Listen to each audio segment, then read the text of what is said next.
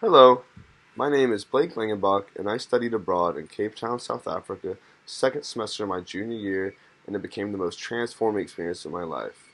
Pictured here is me and my friend Jack as we summit the top of Table Mountain National Park. Growing up in southern Alabama, my family never did much traveling, and my knowledge about this country was contained to a few paragraphs in my history textbooks. I never really thought about studying abroad until a week or so before the deadline, when my now current roommate told me about the beauty and depth to Cape Town. All I knew besides some history was his famous surfing and climbing, and even though most people swear by not going abroad in the spring because of Mardi Gras or Jazz Fest or Greek life, I took a chance not knowing anyone else. I remember on my long, anxious plane ride making a goals list, with most of it being focused on becoming more comfortable in myself and independence, and pursuing the passions that really mattered to me. Once arriving to Cape Town, I soon became a lot of people's first person they met on the program. This whole confident, extroverted side came out of me unknowingly. Hiking new routes alongside Table Mountain National Park with friends from the program became super casual, a needed and refreshing change from the New Orleans swamp. Exploring the three different peaks of Devil's Peak, Lion's Head, and Table Mountain, the hidden pools, and the Cape Peninsula allowed me to really connect to the environment on a whole different level.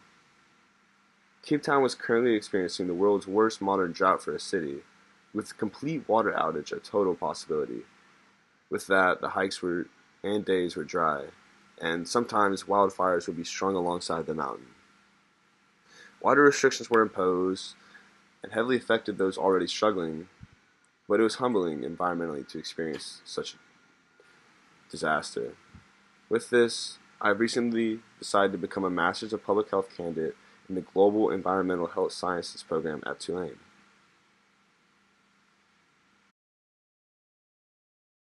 Studying at the University of Cape Town was super amazing, considering it was at the base of Taro Mountain, and the two friends pictured here who also looked like me, but were also great climbing partners. Studying there was also difficult, because the curriculum was way more writing intensive than Tulane's. Taking mostly public health electives, medical anthropology soon became my favorite class, mostly analyzing how many sub-Saharan African cultures viewed health and the many facets related, such as illness.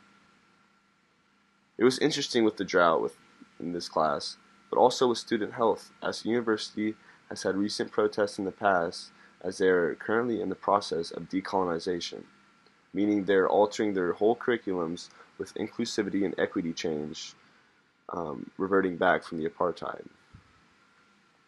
No strikes happened during my stay, but you could definitely feel the tension in the air. It was refreshing, but also daunting in a way.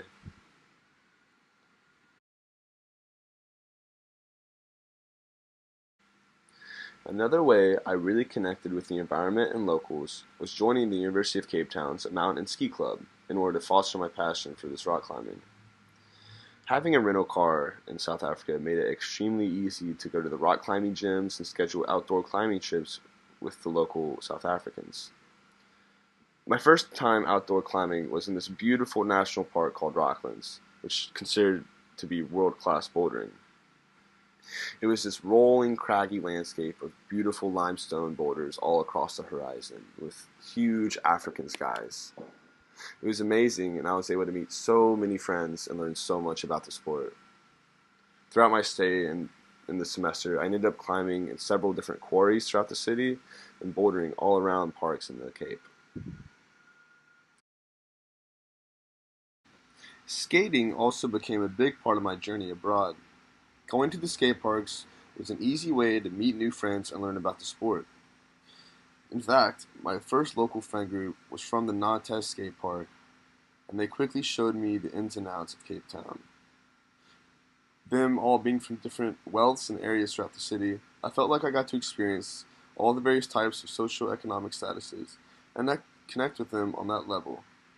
Even now, I still keep up with these friends.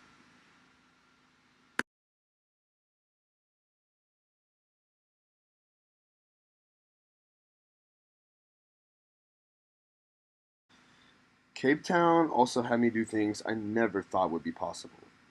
whether it be jumping from the world's highest bungee jump at 273 feet, creating makeshift jump circles in the middle of the Karoo Desert, being 10 feet away from a lion pride on a safari, or even beatboxing my first ever open mic. Studying abroad made me able to have the strength and initiative to do all these things, and believing in myself.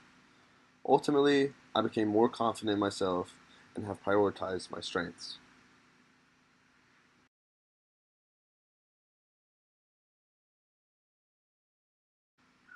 Cape Town, for me, was perfect. I think it takes a special type of person to live in Cape Town because you're constantly teetering on the side of the first world city and the third world informal settlements right outside. It takes a perspective to be able to be open and accepting and also questioning the norms and societal issues happening daily. For me, not only was I able to pursue my passions for climbing and environmental studies, but I also felt that my study abroad was incredibly unique compared to people in Europe, for instance.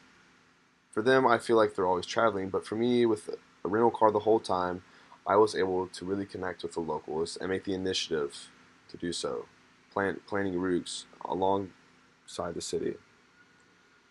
With this, and thanks to the Office of Study Abroad Scholarships and the Ann and John Rossi Study Abroad Fund, South Africa can now forever be home to me. Thank you.